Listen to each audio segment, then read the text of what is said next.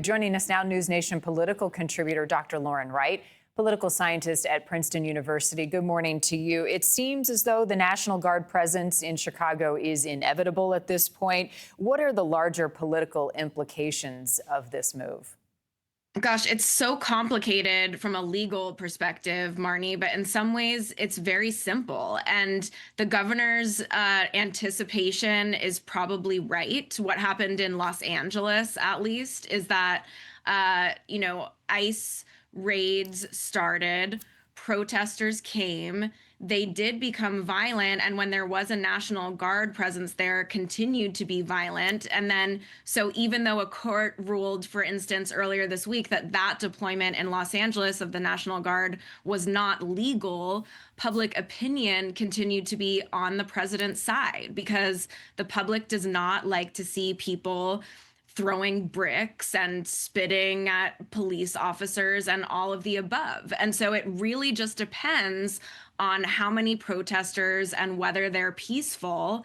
And of course, I'll just add that to many residents of Chicago, they know there's a police shortage there and they don't feel safe with their kids playing in the street. So there might be mixed opinion on this nationwide, but it's really hard to say to those Chicago residents in the most dangerous neighborhoods, well, you're just going to have to wait till we figure the police situation out. Right, which makes me wonder if the legal challenges, Lauren, are less of an issue before you make these moves as opposed to let the courts work it out after we go in and do this.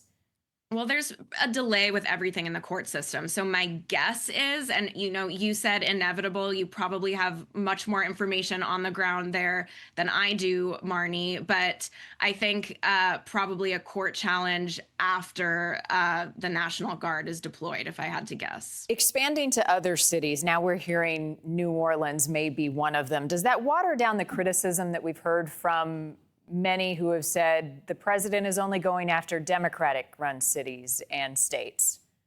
Well, the fact is, whether it's the fault of Democratic leadership or not, and I've been critical of those leaders, certainly, a lot of the high crime cities are densely populated areas where there is Democratic governance because Democrats live there and they continue to vote for Democrats. And so it's not as much a targeting as it is a cross section where you end up with those two variables in the same place.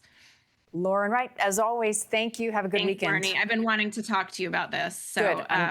I'm glad we had the opportunity and we'll continue to do so.